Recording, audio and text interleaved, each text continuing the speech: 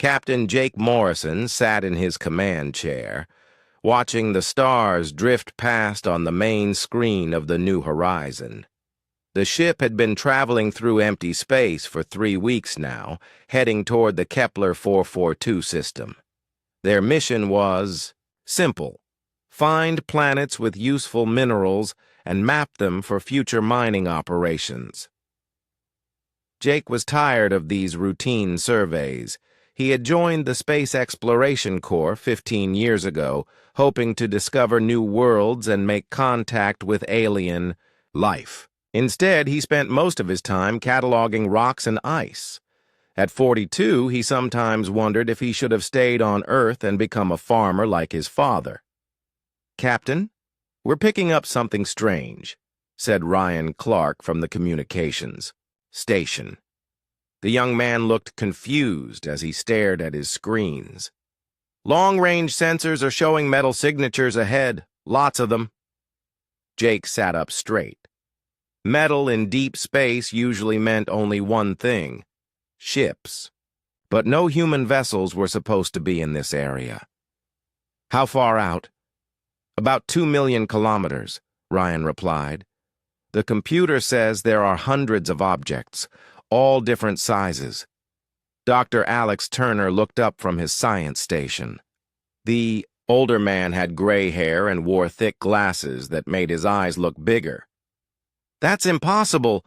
This system is supposed to be empty. No planets, no asteroids, nothing but gas and dust." Lisa Baker, the chief engineer, walked over from her station near the back of the bridge.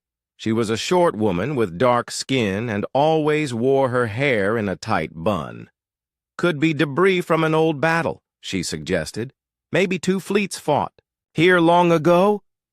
Jake felt his heart beating faster. In all his years exploring space, he had never found anything like this.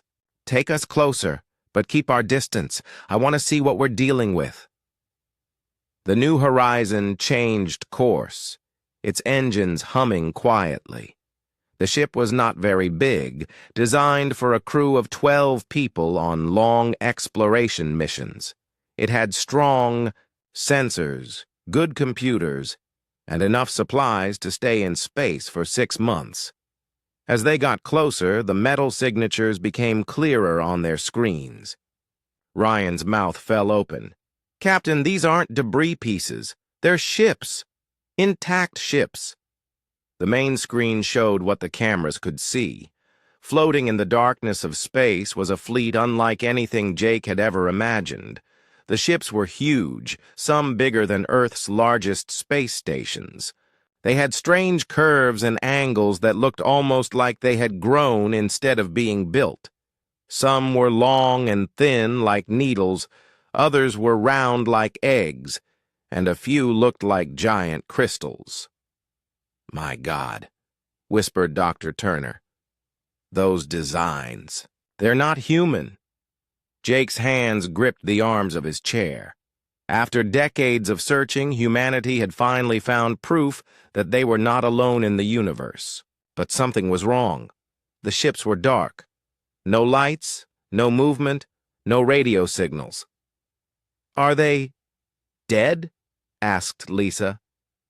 "Scanning now," Dr. Turner said, his fingers dancing over his controls. "No energy readings, no life signs. The ships appear to be completely powered down." Jake stood up and walked to the main screen. The alien fleet stretched out before them, hundreds of ships drifting silently through space. Some were small, like fighters or scouts. Others were massive, clearly built for war or long journeys. They all had the same strange design style, as if they came from the same builders. "How long have they been here?" Jake asked. Dr. Turner checked his readings again. "Hard to say exactly, but the metal shows signs of cosmic radiation exposure. Based on that, I'd estimate thousands of years. Maybe tens of thousands." "That's a long time to drift in space," Ryan said quietly. Jake made a decision that would change everything. "We're going aboard one of those ships." Lisa looked worried. Captain, we don't know what killed them. It could be dangerous. We can't just leave, Jake replied. This is the greatest discovery in human history. We have to learn. What happened here? Dr. Turner nodded. I agree, but we should be careful. Full environmental suits, limited contact, detailed scans before we touch anything. Jake picked the largest ship in the fleet for their first visit. It was enormous, bigger than anything humans had ever built. The ship looked like a mix between a sea creature and a building, with flowing lines and crystal-like sections that caught the starlight. The New Horizon moved slowly toward the giant vessel. Up close, they could see details in its hull. There were what looked like windows, though they were shaped differently than human windows. Strange symbols were carved into the metal in some places. I'm seeing an airlock, Lisa announced. Or, at least, something that looks like one. Any signs of atmosphere inside? Jake asked. Negative. The ship is completely empty of air. Whatever happened here, it happened a very long time ago. Jake and his 3 senior officers suited up in their best environmental gear. The suits were bulky, but would protect them from radiation, toxic gases, and the cold of space. Each suit had cameras and sensors that would record everything they saw. The New Horizons shuttle carried them across the gap between the ships. The alien vessel grew larger and larger until it filled their view. The hull was covered in details they hadn't seen from far away. There were patterns that might have been decorations, or maybe they served some purpose humans didn't understand. The airlock was definitely not human design, but it wasn't too different from what they were used to. Lisa managed to connect their equipment to what looked like control systems. After an hour of careful work, the outer door opened. Inside, the alien ship was dark and silent. Their helmet lights showed corridors that were wider than human hallways, with ceilings that curved overhead. The walls had the same flowing design as the outside of the ship. The gravity is working, Jake noted, feeling his feet stick to the floor. These ships aren't completely dead. They moved slowly through the corridors, their cameras recording everything. The ship felt enormous inside, with passages leading in all directions. Some areas had tall ceilings like cathedral spaces, while others were small and cozy. Captain, Dr. Turner called out, you need to see this. They followed him into a large room filled with what looked like workstations, but sitting at some of the stations were the ship's former crew. The aliens were dead, but their bodies were perfectly preserved in the cold vacuum of space. They looked somewhat like humans, but taller and thinner. Their arms were longer, and they had large eyes that took up much of their faces. They wore clothes that had survived the years, made from materials that didn't look like anything from Earth. They just died at their posts, Ryan whispered. Jake looked around the room. Whatever had killed this crew, it had happened quickly. There were no signs of a fight, no damage to the ship, no indication that they had tried to escape. They had simply stopped living. We need to learn everything we can about these people, Jake said. And we need to find out what killed them. Because if something could destroy a civilization this advanced, Earth needs to know about it. Jake and his team spent hours exploring the alien ship they had started calling Titan 1. The vessel was like a floating city, with thousands of rooms and corridors. Most areas were filled with equipment they didn't understand, but some rooms were clearly living spaces where the aliens had slept, eaten, and spent their free time. Dr. Turner was fascinated by everything he saw. He took pictures of alien writing on the walls, strange machines that might have been computers, and artwork that showed what the aliens' home world might have looked like. The pictures showed a planet with purple skies and cities that grew like plants. Look at this, Lisa called from across a large room. She was standing next to what looked like a control panel, but instead of buttons and switches, it had smooth surfaces that glowed faintly when she got close. These controls respond to touch, or maybe heat from our hands. Jake walked over to see. When he placed his gloved hand on the surface, symbols appeared in the air above the panel. The writing looked like a mix of mathematical formulas and flowing art. "The ship's main systems are still working," Lisa continued. "Gravity, some lighting, basic life support, but everything else seems to be in sleep mode." Dr. Turner was examining one of the alien bodies with a portable scanner. "These beings have been dead for a very long time, but the cold of space preserved them perfectly. I can learn a lot about their biology. The aliens were definitely not human. But they weren't completely different either. They had 2 arms, 2 legs, 1 head, and organs that seemed to serve similar purposes. Their skin was pale gray, and their fingers were longer and thinner than human fingers. They breathed oxygen just like us," Dr. Turner announced. "Their blood was similar to ours too, but blue instead of red. And look at this. Their brains were much larger than human brains." "Smart people," Ryan said quietly, looking around at all the advanced technology. Jake found what might have been the ship's library. The room was filled with devices that projected images and text when activated. Most of it was in the alien language, but some sections showed pictures and diagrams that told stories without words. One series of images caught his attention. It showed the alien civilization at its peak, with thousands of ships traveling between many different star systems. The aliens had built cities on dozens of planets and seemed to live in peace across a large part of the galaxy. But the final images in the sequence were disturbing. They showed the aliens abandoning their cities, loading their ships with supplies, and fleeing into deep space. The last image showed their entire fleet drifting in the darkness, just like Jake and his team had found them. "Dr. Turner, you need to see this," Jake called.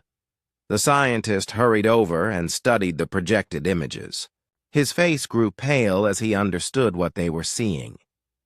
They weren't exploring when they died. They were running away from something. Lisa had managed to activate what looked like the ship's main computer system. Rows of data scrolled past in the alien language, too fast for humans to read. But buried in the information were sections that used mathematical symbols and scientific formulas that were universal. "I think I can translate some of this," Dr. Turner said. "Mathematics and physics work the same way everywhere in the universe. If I can understand their number system, I might be able to figure out what their computers are saying." The work was slow and difficult. The alien computer had been running for thousands of years, recording everything that happened to the ship. Most of the information was routine maintenance reports and system checks, but some files were different. Dr. Turner found what appeared to be personal logs from the ship's crew. The aliens had recorded messages for each other, probably the way humans sent emails or made video calls. The computer could play back these messages as moving pictures with sound. The alien voices were unlike anything humans had ever heard. They made musical sounds, like birds singing, but with patterns that suggested complex language. Dr. Turner worked with the ship's computer to try to match the sounds with the written symbols. After many hours, he made his first breakthrough. "I think this word means danger," he said, pointing to a symbol that appeared often in the final messages. "And this one might mean coming or approaching." The more they learned, the more worried Jake became. The aliens had been afraid of something. Their final messages were full of urgency and fear. They had loaded their ships with everything important from their civilization and fled into deep space, hoping to escape some terrible threat. But their plan had failed. Something had found them even in the empty space between stars. And whatever it was had killed them all without damaging their ships or technology. Ryan discovered another important clue while exploring the ship's communication systems. Captain, this ship was receiving messages right up until the end. Messages from other ships in the fleet and from their home planets. The communication logs told a sad story. The alien fleet had been in contact with their people back home for months after leaving their star systems. But one by one, the home planets had stopped responding. The messages from home became fewer and fewer until finally there was only silence. Their entire civilization was wiped out, Dr. Turner said quietly. Not just this fleet, but everyone they left behind. Jake felt a chill that had nothing to do with the cold of space. What could destroy an entire civilization this advanced? Lisa had been studying the ship's engines and weapons. Captain, these people had technology far beyond ours. Their ships could travel faster than anything we've built. Their weapons could destroy planets, and something still managed to kill all of them. As they prepared to return to the new horizon, Dr. Turner made one more discovery. Deep in the ship's computer memory, he found files that were different from all the others. These files were heavily encrypted and protected, as if the aliens had wanted to make sure they survived no matter what happened. I think these might be their most important records, he told Jake. Everything they wanted future generations to remember about their civilization. Jake made a decision. Download everything you can. We're taking this information back to Earth. Humanity needs to know about this. The team worked for several more hours, copying as much data as possible from the alien computers. The files were huge, containing thousands of years of history, science, and culture. It would take years to translate and understand it all. As they finally left Titan I and returned to their own ship, Jake looked back at the silent alien fleet. Hundreds of ships drifted in the darkness, each one filled with the preserved remains of an advanced civilization. Whatever killed them, he said to his crew, we need to make sure it doesn't happen to us. Dr. Turner was already starting to work on translating the encrypted files. Captain, I think I'm beginning to understand their language better. Give me a few days, and I might be able to tell you exactly what happened to these people. Jake nodded, but he wasn't sure he wanted to know. Sometimes, he thought, ignorance was safer than knowledge.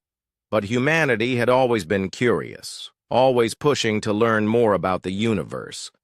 That curiosity had brought them to the stars, and now it might show them dangers they were not ready to face. Dr. Turner worked for 3 days straight, barely stopping to eat or sleep. The alien computer files were like a giant puzzle, with millions of pieces that had to fit together in just the right way. Slowly, the alien language began to make sense. To him. The dead aliens called themselves the Vorthak. They had been one of the most advanced civilizations in the galaxy, with colonies on over 300 planets. Their technology was so advanced that they could create artificial stars, move planets, and even slow down time in small areas. But all of that power hadn't saved them from something they called the silence. Captain, you need to hear this. Dr. Turner called Jake to his workstation. The scientist looked tired and worried. His eyes were red from staring at computer screens for so long. Jake sat down next to him. What did you find? Dr. Turner played a translated message from one Adi of the Vorthak leaders. The computer had converted the alien voice into English, but it still sounded strange and musical. We have confirmed the worst, the voice said. The silence has returned to our region of the galaxy. All colonies in the outer rim have gone dark. We estimate we have less than 50 years before it reaches our core worlds. The silence? Jake asked. What is that? Dr. Turner brought up another file. From what I can understand, it's something that sweeps through the galaxy in cycles, destroying all advanced life. The Vorthak had records going back millions of years, and they found evidence that it had happened many times before. The records were terrifying. Every 50,000 years, something moved through the galaxy, eliminating any species that had developed space travel. It left no survivors, no trace of what had happened. Entire civilizations would simply vanish, leaving behind empty planets and silent cities. The Vorthak weren't the first to face this, Dr. Turner continued. They found the ruins of dozens of other civilizations that had been destroyed by the Silence. Some were even more advanced than the Vorthak. Lisa joined them at the workstation. She had been studying the alien ship's technology and was excited about what she had learned. Captain, their ships have amazing equipment. They have machines that can change one type of matter into another. They can create food from basic elements. And their faster-than-light communication system could let us talk to Earth instantly, no matter how far away we are. But her excitement faded when she saw the worried expressions on Jake and Dr. Turner's faces. What's wrong? Jake told her about the Silence. Lisa sat down heavily in a nearby chair. So this super-advanced civilization with all their incredible technology couldn't stop it. They tried, Dr. Turner said. The Vorthak spent their last decades preparing for the Silence's arrival. They built weapons that could destroy stars, shields that could protect entire planets, and fleets of ships designed specifically to fight this threat. What happened? Jake asked, though he was afraid he already knew the answer. Dr. Turner showed them more translated records. The files told the story of the Vorthak's final war. They had fought bravely against the Silence, using every weapon and strategy they could think of. Their most powerful ships had attacked the enemy directly, while others tried to evacuate civilians to distant galaxies, but nothing had worked. The Silence had swept through Vorthak space like a plague, eliminating life on planet after planet. The Vorthak's most advanced weapons had no effect. Their strongest shields were broken easily. Even their attempts to flee to other galaxies had failed. In the end, Dr. Turner said, the Vorthak made a desperate decision. They loaded their best ships with everything important from their civilization, their history, their science, their art, their technology. Then they sent these ships into the empty space between galaxies, hoping that someday another species would find them and learn from their mistakes. Ryan had been listening from his station. So this entire fleet is like a message in a bottle, thrown into the cosmic ocean? Exactly, Dr. Turner nodded. The Vorthak knew they were going to die, but they wanted their knowledge to survive. They hoped that maybe the next species to face the Silence would be smarter or luckier than they were. Jake stood up and walked to the main screen, which showed the alien fleet drifting in space. Have you found any information about when the Silence might come back? Dr. Turner's face went pale. That's the worst part, Captain. The Vorthak calculated that the Silence operates on a 50,000-year cycle. Based on their records of when it last swept through this region of the galaxy, he paused, checking his calculations one more time. It should return to Earth's area of space in about 200 years. The bridge fell silent. 200 years seemed like a long time. But Jake knew it wasn't very long at all for something like this. Humanity had only been in space for about a century. In 200 years, they might be advanced enough to have colonies on many planets, but would they be advanced enough to fight something that had destroyed the Vorthak? There's more, Dr. Turner continued. The Vorthak found evidence that the Silence isn't a natural phenomenon, it's artificial. Someone or something created it long ago as a weapon, but no one knows who or why. Lisa had been studying the technical data while they talked. Dr. Turner, what are these reality anchors mentioned in the engineering files?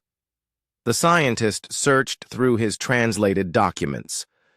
The Vorthak developed them as their final weapon against the Silence. From what I can understand, they're devices that somehow make reality more stable in a local area. What does that mean? Jake asked. I'm not entirely sure, Dr. Turner admitted. The physics involved are far beyond our current understanding, but apparently, the Silence works by changing the basic laws of reality in the areas it attacks. The reality anchors were supposed to prevent that from happening. Did they work? Ryan asked. Dr. Turner looked through more files. The Vorthak only had time to build a few prototypes before the Silence reached them. The devices showed promise in early tests, but they never got the chance to use them in actual combat. Jake felt a mixture of hope and despair. The Vorthak had left behind incredible technology that might help humanity defend itself.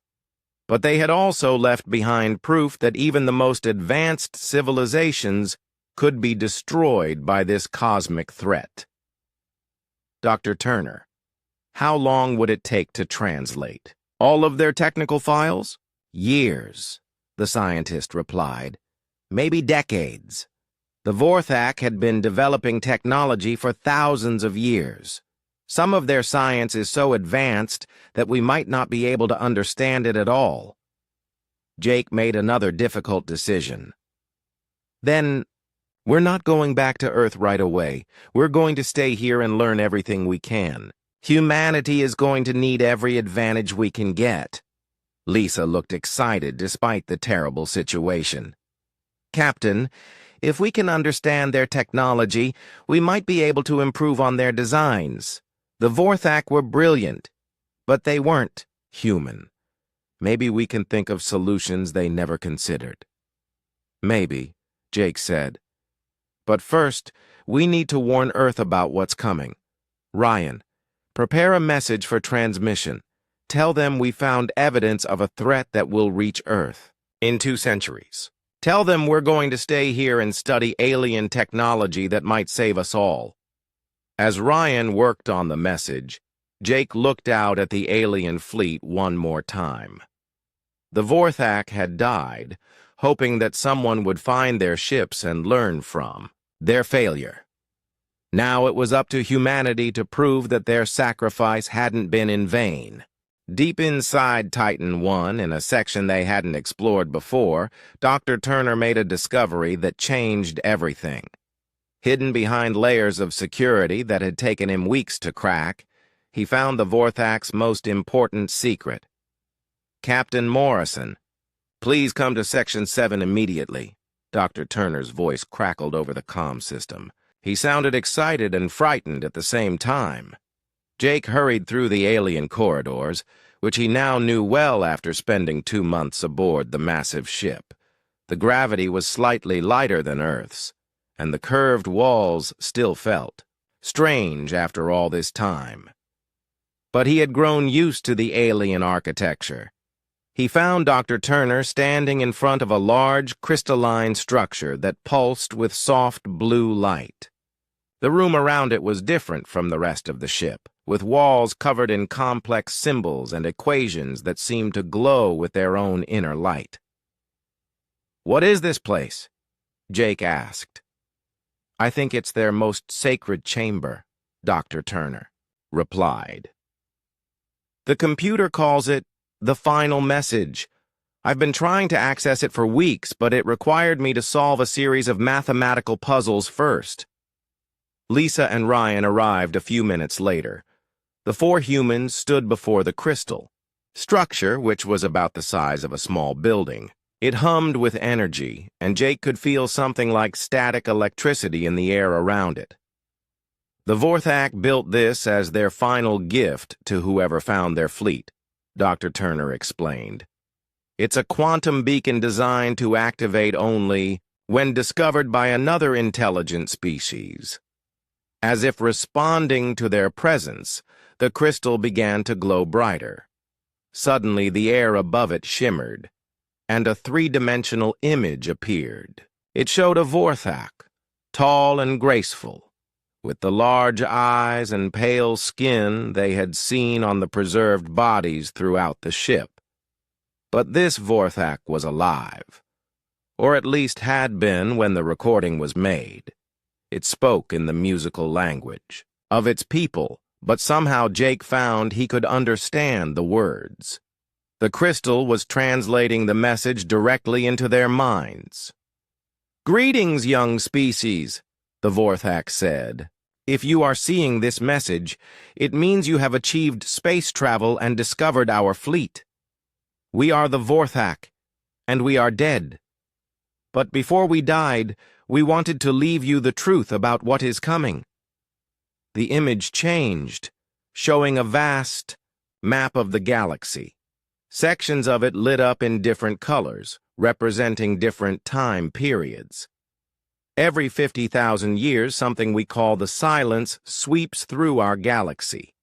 It eliminates all intelligent life that has developed beyond a certain level of technology. We have found evidence that this has happened at least 20 times in the past million years. The map showed waves of destruction moving through the galaxy in a regular pattern. Each wave left behind empty planets and dead civilizations.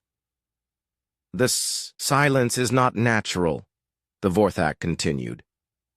"It is a weapon created long ago by beings we call the architects.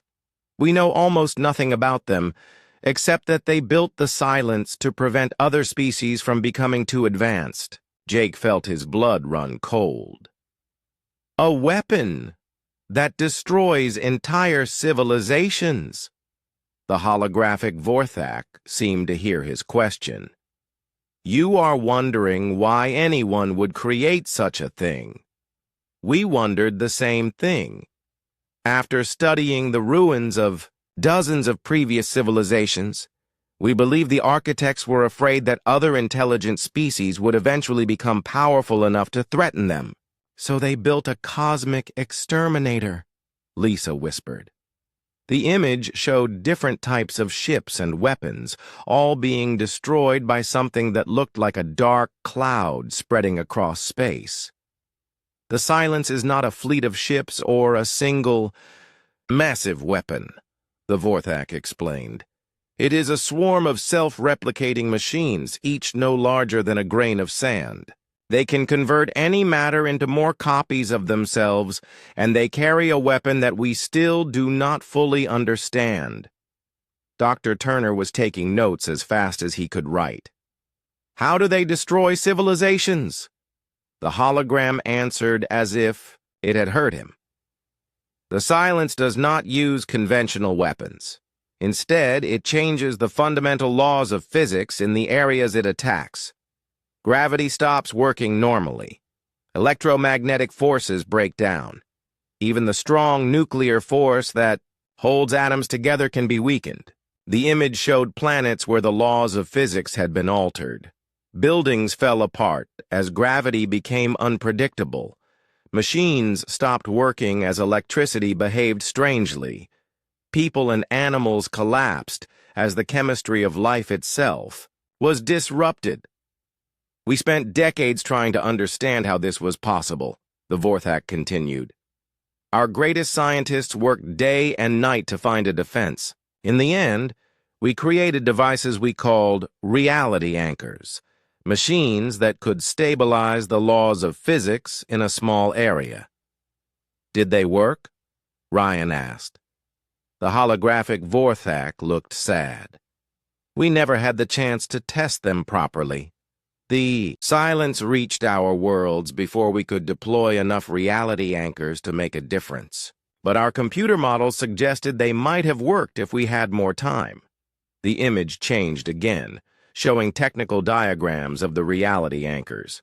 They looked like a combination of advanced technology and crystalline structures similar to the one creating this message.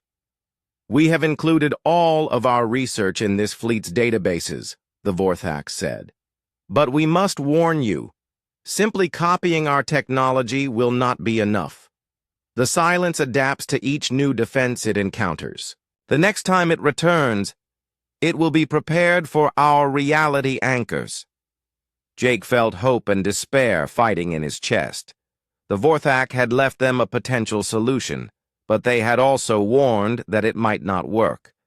"Based on our calculations of the cosmic cycle," the Vorthak continued, "the silence will return to this region of the galaxy in your species' near future. You have perhaps 2 centuries to prepare." 2 centuries. Jake had hoped Dr. Turner's earlier calculations were wrong, but the Vorthak confirmed his worst fears. "We do not know what your species is like," the hologram said. "We hope you are wiser than we were, or perhaps more fortunate. But we must tell you the truth. Every previous civilization that faced the silence tried to fight it with weapons and shields. All of them failed." "Then what should we do?" Lisa asked. The Vorthak seemed to consider the question for a long moment. "We do not know. Perhaps the answer is not to fight the silence, but to understand it. Perhaps the key is not to hide from it, but to change it. We were warriors and builders, but maybe what is needed is something different." The image began to fade, but the Vorthak had one final message. "We have hidden the complete plans for our reality anchors in the deepest levels of this ship's computer. But more importantly, we have included everything we learned about the silence itself. Study it, understand it, and perhaps you will find a solution that we could not." The crystals stopped glowing, and the chamber fell silent. The 4 humans stood in the darkness, overwhelmed by what they had learned. 200 years, Jake said quietly. "That's not very long to figure out how to save our entire species." Dr. Turner looked at his notes. "The reality anchors require materials that don't exist naturally. We'd have to harvest quantum matter from the cores of dying stars. With our current technology, that's impossible. But not impossible forever," Lisa pointed out. "Humanity advances quickly. Maybe in 200 years, we'll have the technology we need." Ryan had been quiet during the entire message, but now he spoke up. "Captain, there's something else to consider. Do we tell Earth about this right away, or do we wait until we understand more?" Jake had been thinking the same thing. If humanity learned that a cosmic destroyer was coming in 2 centuries, it might cause panic. Governments might fall, societies might collapse. On the other hand, people deserved to know the truth. "We tell them," Jake decided, "but we do it carefully. We present the threat and the potential solution at the same time. And we make sure they understand that we have time to prepare." As they prepared to leave the chamber, Dr. Turner made one more discovery. The crystal was still active, but now it was connected to something else. "Captain, the beacon is sending a signal into deep space. It's not random. It's directed toward Earth." Jake felt a chill. "What kind of signal?" "I think it's a quantum communication burst. The Vorthak technology is more advanced than we thought. This message is probably arriving on Earth right now, even though we're thousands of light years away." Jake realized that Earth might already know about their discovery. The quantum signal would reach human space instantly, carrying news of the alien fleet and the threat of the silence. "Then we better get home quickly," Jake said. "Earth is going to have questions, and we're the only ones with answers." Jake made the hardest decision of his life while standing in the alien ship's command center. He looked at his 3 crew members, people who had become like family during their long journey together. "I'm splitting the team," he announced. "Ryan, You're going back to Earth immediately to warn them about the silence. Take one of the small Vorthak scout ships. Lisa, Dr. Turner, and I will stay here to study the reality anchor technology." Ryan looked shocked. "Captain, I've never flown an alien ship before. What if I crash it?" Lisa had been studying the Vorthak flight systems for weeks. "The controls are actually simpler than our ships," she assured him. "The Vorthak built their technology to be easy to use. Plus, their navigation computers already have Earth's location in their star maps." Dr. Turner was downloading files onto portable storage devices. "Ryan, you'll need to take copies of everything we've learned so far. The quantum message that went ahead of us will have told Earth that we found something important. But they won't know the details." Jake helped Ryan pack supplies for the long journey home. The Vorthak scout ship was small but fast, capable of traveling much faster than human vessels. Ryan could reach Earth in a few months instead of the years it would take in the New Horizon. "When you get to Earth, go straight to Space Command headquarters," Jake instructed. "Don't talk to reporters or politicians first. Find Director Helen Price. She's one of the few people in government who will take this seriously." Ryan nodded, but he still looked nervous. "What do I tell them about the silence?" "The truth," Jake replied. "All of it. Show them the Vorthak records, the timeline, everything. Make them understand that this isn't science fiction, it's real, and it's coming." 2 days later, Ryan departed in the alien scout ship. Jake watched from Titan I's observation deck as the small vessel disappeared into the darkness between stars.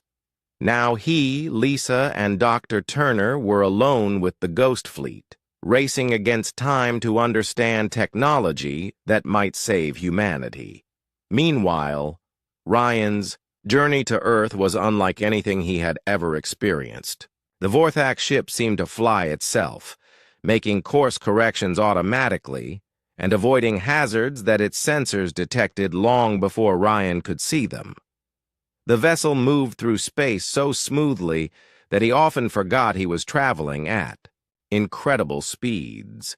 The ship's computer had learned English by studying their conversations, and it tried to talk to Ryan during the long, lonely journey.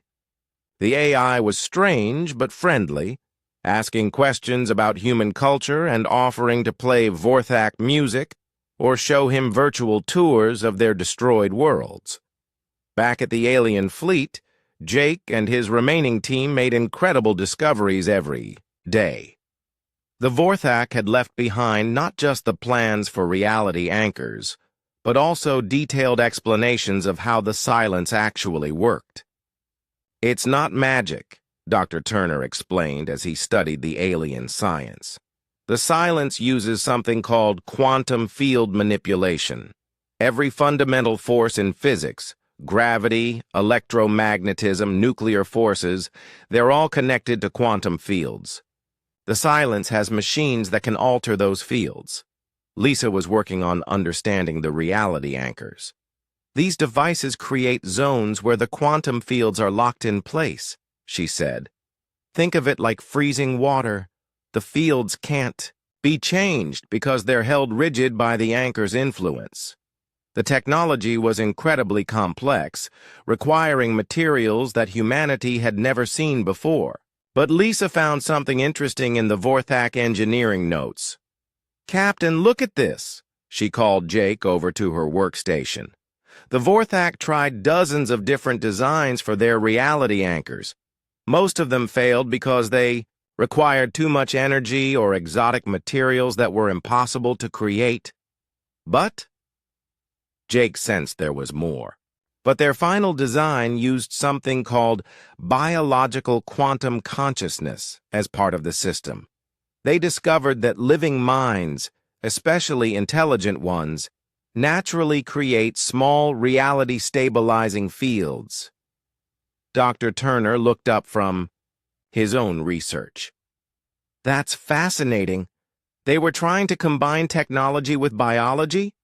Exactly, Lisa continued. A reality anchor powered by conscious minds would be much more efficient than one running on pure technology. But the Vorthak never had time to test this approach. Jake felt a spark of hope. Could this be the edge we need? Something the Vorthak never got to try? While they worked, Ryan finally reached Earth after 3 months of travel. He landed the alien scout ship at Space Command headquarters, causing quite a stir. Military personnel surrounded the vessel, unsure whether to treat Ryan as a hero or a potential threat. Director Helen Price arrived within hours. She was a tall woman with gray hair and sharp eyes, known for making quick decisions in crisis situations. She had already received the quantum message about Jake's discovery, but seeing an actual alien spacecraft convinced her that the situation was real. "Show me everything," she told Ryan as they walked through the alien ship. Ryan spent the next week briefing Director Price and her team about the silence, the Vorthak, and the threat facing humanity. At first, some officials didn't believe him. The idea of a cosmic destroyer that swept through the galaxy every 50,000 years seemed too incredible to be true. But the evidence was overwhelming. The alien technology was real. The historical records were consistent, and the timeline matched astronomical data that Earth's scientists had been puzzling over for years. Director Price made a difficult decision. She created a secret international project called Sentinel to prepare humanity's defense against the silence. Only a few trusted leaders from each major nation were told the truth. Everyone else was told that they were developing new technologies for deep space exploration. Dr. Ben Carter, one of Earth's leading physicists, was put in charge of understanding the Vorthak science. When he saw the reality anchor plans, he was both amazed and terrified. "This technology is centuries ahead of us," he told Director Price. "We can understand the basic principles, but actually building these devices, it would require a complete revolution in our manufacturing capabilities." "How long?" Director Price asked. "With unlimited resources and the best minds on Earth working together? Maybe 50 years to build our first working reality anchor. 100 years to deploy them on a scale that might actually protect our solar system." Director Price felt the weight of the universe on her shoulders. Humanity had 2 centuries to prepare for the silence, but it might take them most of that time just to build a defense that might not even work. Back at the alien fleet, Jake's team had made their own troubling discovery. Deep in the Vorthak databases, they found records of other species that had discovered previous ghost fleets, learned about the silence, and tried to prepare for its return. They all failed, Dr. Turner said quietly. 12 different civilizations found evidence of the silence and tried to defend against it.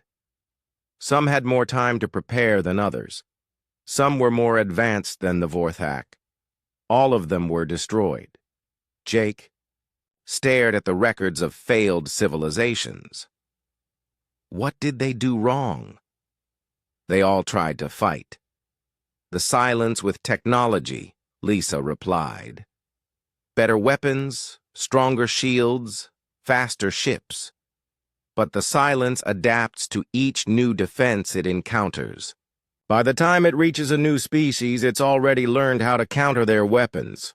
"Then we need to try something completely different," Jake said. "Something no previous civilization has attempted."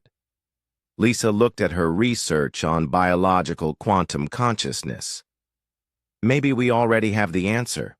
The Vorthak's final design, the one they never got to test. What if consciousness itself is the key to stopping the silence?" Dr. Turner was skeptical. "You're talking about using human minds as weapons against cosmic-level technology. Even if it's theoretically possible, how could we possibly coordinate the thoughts of billions of people?" "I don't know yet," Lisa admitted. but it's the only approach that hasn't been tried before. And maybe human consciousness is different from what the Vorthak had. Maybe we can do something they couldn't. Jake made another decision that would change the course of human history. We're going to try it. We'll study every approach the Vorthak considered, and then we'll develop our own. Humanity's survival might depend on thinking in ways no other species has ever thought before. News of the alien discovery couldn't stay secret forever. 3 years after Ryan's return to Earth, someone leaked information about Project Sentinel to the media. Within days, the entire world knew about the silence and the threat it posed to humanity. The reaction was immediate and chaotic. Some people panicked, believing the end of the world was coming. Others denied the evidence, claiming it was an elaborate hoax created by governments to control their citizens. But most people fell somewhere in between, struggling to understand what this meant for their lives and their children's futures. Senator Paul Green from the North American Federation emerged as the leader of one major faction. He was a tall, silver-haired man with a powerful speaking voice who had spent decades in politics. He believed humanity should use the Vorthak ships to escape to distant galaxies. Why should we stay and fight something that has destroyed dozens of advanced civilizations? He asked during a broadcast to the entire planet. We have 200 years to prepare for evacuation. We can load our ships with everything important from Earth and find a new home far from the silence's path. Millions of people agreed with Senator Green. They pointed out that the Vorthak had tried to fight the silence and failed. Even with 2 centuries to prepare, humanity might not be able to build defenses strong enough to survive. Better to run, away and live, than stay and die. But Dr. Ben Carter and his research team disagreed. They had spent 3 years studying Vorthak technology and believed humanity could improve on their designs. Dr. Carter was a short, energetic man who got excited when talking about complex scientific problems. The Vorthak were brilliant, but they weren't human, he explained during his own public broadcasts. They thought differently than we do. Their reality-anchored designs were based on pure technology, but we've discovered that human consciousness interacts with quantum fields in unique ways. Dr. Carter's faction wanted to stay and fight, using a combination of Vorthak technology and human innovation. They believed the reality anchors could be made to work if they included human minds as part of the system. A third group formed around Dr. Amy Ross, a philosopher and scientist who had studied the Vorthak records from a different angle. She was a thoughtful woman who asked difficult questions that made people uncomfortable. Every species that faced the silence tried either to hide from it or fight it, she said during university lectures that were broadcast worldwide. All of them failed. Maybe the problem isn't that we need better technology or faster ships. Maybe the problem is that we're thinking about this the wrong way. Dr. Ross believed humanity needed to find a completely new approach, something no previous civilization had tried. She didn't know what that approach might be, but she was convinced that running away or building weapons would just lead to the same failure that had destroyed all the others. The debate raged for months. Families argued about whether they should support evacuation or defense. Scientists split into competing research teams. Politicians made speeches promising to protect their people, but they had no idea how to keep such an impossible promise. Meanwhile, Jake and his team had been working at the alien fleet for 5 years. They had learned incredible things about Vorthak science and technology, but they had also made a disturbing discovery. "Captain, you need to see this," Dr. Turner called from deep inside Titan 1. He had been exploring sections of the ship that had been locked away, requiring years of work to access.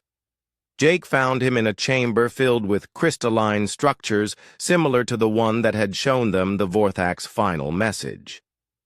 But these crystals were dark and cracked, as if they had been damaged by some terrible force. "What is this place?" Jake asked. "I think it's their memory vault," Dr. Turner replied. "The Vorthak stored copies of their most important cultural treasures. Here, art, music, literature, the thoughts and dreams of their greatest minds. But it's all broken." Dr. Turner nodded sadly. "The silence didn't just kill the Vorthak. It destroyed their culture, their history, everything that made them who they were. These crystals contained thousands of years of accumulated knowledge and beauty, and the silence systematically erased all of it." Jake felt a chill as he understood the implications. The silence doesn't just eliminate species, it eliminates everything they ever created or thought or dreamed. Lisa joined them in the memory vault. She had been working on the reality anchor technology and was excited about her progress. But her excitement faded when she saw the broken crystals. "This is what we're really fighting against," she said quietly. "Not just death, but complete erasure. If the silence wins, it won't matter that humanity ever existed." The discovery strengthened Jake's resolve to find a solution, but it also made him realize how high the stakes really were. They weren't just fighting for human lives, they were fighting for human souls. Back on Earth, the three factions had grown, stronger and more organized. Senator Green's evacuation movement had started building massive ships designed to carry millions of people to distant galaxies. They used Vorthak technology to create vessels far larger and faster than anything humanity had built before. Dr. Carter's Defense Coalition was working on reality anchor prototypes and quantum field research. They had made significant progress, but their devices were still primitive compared to what the Vorthak had achieved. Worst of all, the exotic materials needed for full-scale reality anchors would require mining operations in dangerous locations like the cores of dying stars. Dr. Ross's Third Path movement was smaller but growing. They focused on studying the silence itself, trying to understand not just how it worked, but why it existed. Dr. Ross believed that the key to defeating the silence lay in understanding its creators, the mysterious architects. "The architects built the silence for a reason," she explained to her followers. "If we can understand that reason, maybe we can find a way to change it or turn it off entirely." But Dr. Ross's approach was more philosophical than practical. While the other two factions built ships and weapons, her people spent their time thinking about the nature of consciousness, the purpose of intelligence in the universe, and the motivations of beings they knew almost nothing about. The division in humanity worried Jake. He sent regular reports to Earth, but he could see that people were spending more energy fighting each other than preparing for the silence. "We're making the same mistake the Vorthak made," he told his team during one of their daily meetings. "They mention in their records that their civilization split into competing factions when they learned about the silence. Some Vorthak wanted to fight, others wanted to hide, still others wanted to try diplomatic contact with the silence. The division weakened them just when they needed to be strongest." Dr. Turner had been studying records from the 12 previous civilizations that had faced the silence. "It's a pattern, Captain. Every species fragments when confronted with this threat. Fear makes them turn against each other instead of working together." "Then we need to find a way to unite them," Jake said. "But how do you convince 3 billion people to work together when they can't even agree on whether to stay or go?" Lisa had been quiet during their discussion, but now she spoke up. "Maybe that's the answer. Maybe we don't need to choose between fighting, fleeing, or finding a third path. Maybe we need to do all three at the same time." "What do you mean?" Jake asked. "What if some humans evacuate to distant galaxies, some stay to fight with reality anchors, and some work on Dr. Ross's third path approach? If one plan fails, the others might succeed. And if we coordinate all three approaches, they might work better together than any of them would alone." Dr. Turner looked thoughtful. "A three-pronged strategy. Evacuation ensures some humans survive even if Earth falls. Defense gives us a chance to protect our home. And the third path might find a permanent solution to the silence." Jake felt hope stirring in his chest for the first time in months. But it would require all three factions to work together instead of competing with each other. "That's the hard part," Lisa admitted. "Politicians and scientists aren't usually good at sharing resources or credit." Jake made another decision that would shape humanity's future. "Then we're going back to Earth. It's time to bring the three factions together and show them that their survival depends on cooperation, not competition." Jake and his team returned to Earth after 6 years among the alien fleet. The planet they found was very different from the one they had left. Cities now had massive construction projects where evacuation ships were being built. Research centers worked around the clock on reality anchor technology. And universities buzzed with debates about the nature of consciousness and cosmic intelligence. But the three factions were still fighting each other for resources and political support. Jake knew that humanity would destroy itself from within if this continued. He requested a meeting with all three faction leaders: Senator Green, Dr. Carter, and Dr. Ross. The meeting took place at the Global Science Center in Geneva, with representatives from every major nation watching through video links. "We've learned something important from the Vorthak records," Jake began, addressing the crowded conference room. "Every civilization that faced the silence made the same mistake. They chose one approach and committed everything to it. They fought, or they fled, or they tried to hide. None of them tried multiple strategies at the same time." Senator Green looked skeptical. "Captain Morrison, with respect, we have limited resources. Spreading our efforts across 3 different approaches means none of them will be strong enough to succeed." Dr. Carter nodded in agreement. "The senator is right. Building effective reality anchors requires the full industrial capacity of every major nation. We can't do that if half our resources are going to evacuation ships." But Dr. Ross had been thinking about Jake's words. What if the 3 approaches aren't really separate? What if they're all part of the same solution? "What do you mean?" Senator Green asked. Jake smiled. Dr. Ross was thinking along the same lines he and his team had discussed. "Dr. Turner, show them what we found in the deep archives." Dr. Turner activated a holographic display that showed the galaxy from above. Colored dots marked the locations of civilizations that had been destroyed by the silence over the past 1,000,000 years. "Look at the pattern," Dr. Turner said. "The silence doesn't just destroy individual planets or star systems. It eliminates entire regions of space, then moves on to the next region. Each sweep covers about 10,000 light-years of territory." Lisa joined the presentation.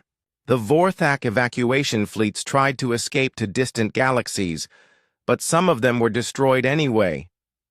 The silence followed them. As long as any part of a civilization survives with advanced technology, the silence will hunt them down." "So, evacuation alone won't work," Senator Green said, his face pale. "But evacuation might work as part of a larger strategy," Jake continued. "Dr. Carter, tell them about your latest breakthrough with the reality anchors." Dr. Carter looked excited despite the tense atmosphere. We've discovered that human consciousness interacts with quantum fields differently than any other species. We've studied. The Vorthak were individuals who sometimes work together, but humans are naturally collective beings who can maintain individual identity within group consciousness. I don't understand, Senator Green said. Dr. Ross leaned forward. He's saying that humans can form a kind of mental network while still remaining themselves as individuals. The Vorthak couldn't do that. They were either individuals or part of a collective, never both at the same time. Lisa brought up a new holographic display showing the design for a human-modified reality anchor. Our version doesn't just stabilize physical reality. It creates a network of connected minds that can actively resist the silence's influence. But it requires volunteers to link their consciousness to the system. How many volunteers? Senator Green asked. Millions, Dr. Carter replied. Maybe billions. The network has to be large enough to cover the entire solar system, and it needs enough mental energy to overpower the silence's reality-changing effects. The room fell silent. The idea of billions of people linking their minds together was both amazing and terrifying. Dr. Ross broke the silence. This is what I meant about finding a third path. We're not just building a weapon or running away. We're evolving into something new, something the silence has never encountered before. But what about the people who evacuate? Senator Green asked.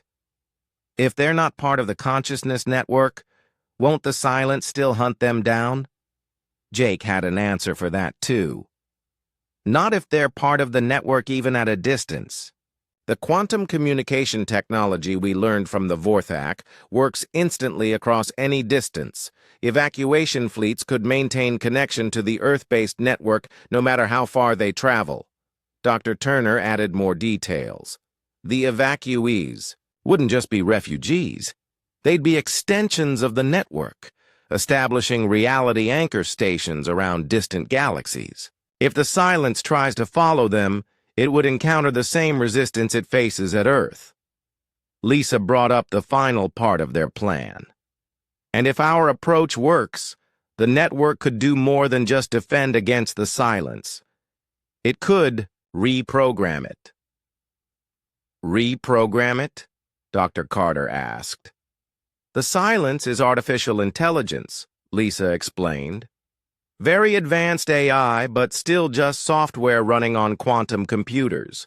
A consciousness network large enough and smart enough might be able to hack into its programming and change its mission. Dr. Ross stood up, pacing as she thought through the implications. Instead of destroying intelligent life, we could make it protect intelligent life. Turn the silence from a cosmic destroyer into a cosmic guardian. Senator Green looked overwhelmed. You're talking about connecting the minds of the entire human species, sending some of them to distant galaxies, and then trying to reprogram an artificial intelligence that has been destroying civilizations for millions of years. Yes, Jake said simply, because anything less ambitious has already been tried and failed. The debate that followed lasted for days. Scientists argued about whether the consciousness network was possible. Politicians worried about the risks of mental linking. Philosophers questioned whether humanity would still be human after such a transformation. But gradually, a consensus emerged. The plan was dangerous and uncertain, but it was also humanity's best hope for survival. More importantly, it was something no previous civilization had attempted. Dr. Carter was put in charge of developing the reality anchor network technology. Senator Green would lead the evacuation efforts, but his ships would be designed as mobile network nodes rather than simple refugee vessels. Dr. Ross would head the team working on understanding and potentially reprogramming the silence. The most difficult question was who would volunteer to be the first human test subjects for the consciousness network. The process was risky. Volunteers might lose their individual identity or even their sanity. "I'll go first," Jake volunteered during one planning meeting. "Captain, you're too valuable to risk," Director Price protested. "We need your knowledge of Vorthak technology." But Lisa supported Jake's decision. "Actually, he's the perfect choice. Jake has spent more time in direct contact with alien technology than anyone else. If anyone can maintain their humanity while connecting to a quantum consciousness network, it's him." Dr. Carter had been working on ways to make the process safer. "We've developed a gradual connection method. Instead of linking directly to the full network, volunteers would start by connecting to just one or two other minds. We'd slowly expand the connections as we learn more about how human consciousness adapts to the network." "How long before we can test this?" Director Price asked. 6 months for the first small-scale test," Dr. Carter replied. "Maybe 2 years before we're ready for a network large enough to protect a single city. 10 years before we could cover the entire Earth."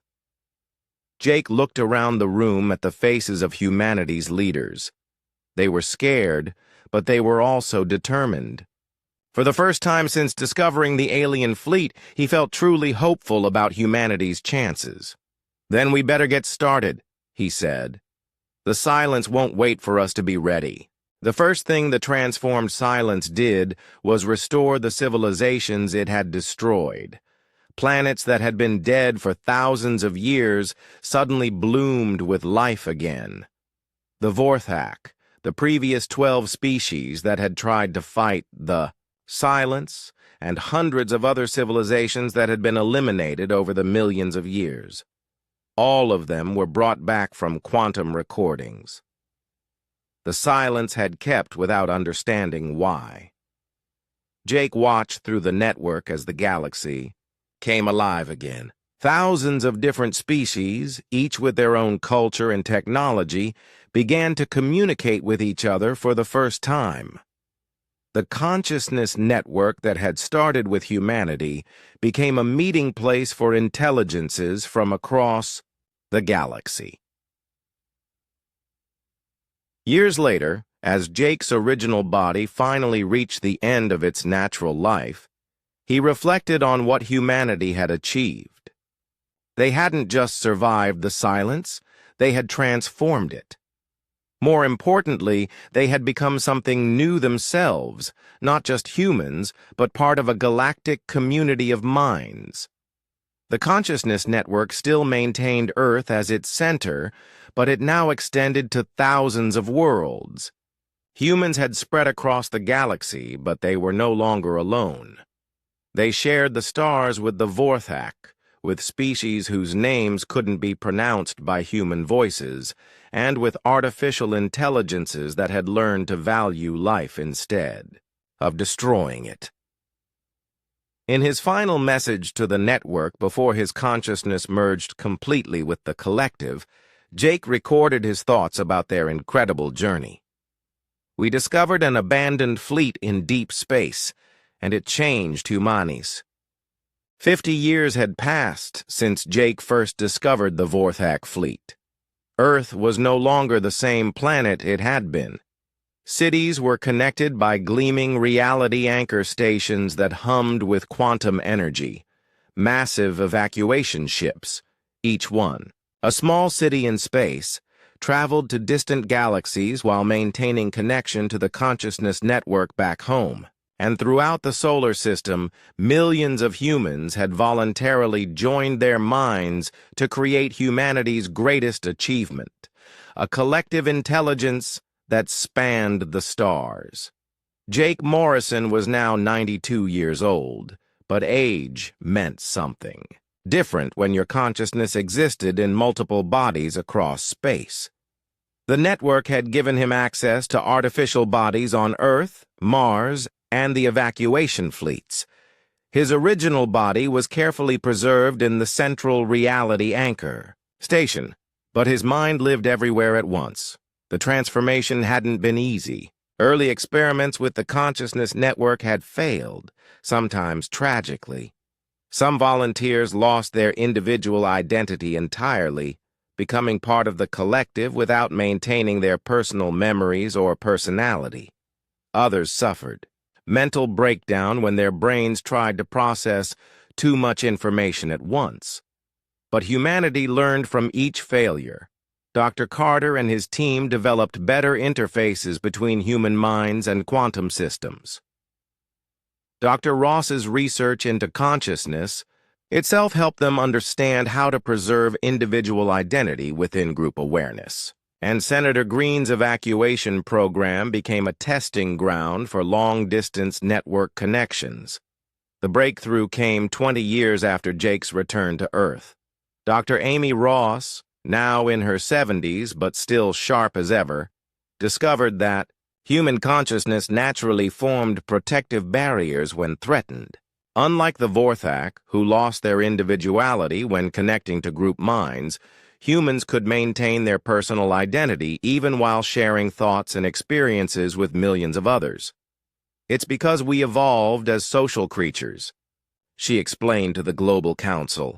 Our brains are designed to be part of a group while still remaining ourselves. We can share experiences without losing our personal memories. We can work together without losing our individual creativity. The first successful large-scale test covered the city of Geneva. 2 million people voluntarily connected their minds to the reality anchor network for just 1 hour. The results were amazing. Not only did the network stabilize local quantum fields, but the connected minds could perceive reality in ways no individual human ever could. From there, the network grew quickly. Within 10 years, most of Earth was covered. Volunteers from every nation, culture, and background joined the consciousness network. They remained themselves, keeping their jobs, their families, their personal interests. But they were also part of something larger. The network changed humanity in unexpected ways. Crime almost disappeared because it was impossible to hide harmful intentions from millions of connected minds. Scientific research accelerated dramatically as researchers could instantly share knowledge and insights. Art and literature flourished as creative minds inspired each other across the network. But the real test came when the silence finally arrived. Jake felt it first, even though his consciousness was spread across multiple bodies and locations. The edge of the solar system suddenly felt different, as if reality itself was becoming unstable. The network's sensors detected something massive approaching from the direction of Alpha Centauri. "It's here," he announced to the network, his mental voice reaching every connected human simultaneously. The silence was not what anyone had expected. Instead of a fleet of ships or a single massive weapon, it appeared as a dark cloud that seemed to absorb light and matter. But Jake's enhanced perception could see what was really there. Trillions of microscopic machines, each one no larger than a virus, working together to alter the fundamental laws of physics. As the silence entered the outer edges of the solar system, space itself began to change. Gravity fluctuated wildly around Pluto, causing the dwarf planet's orbit to wobble.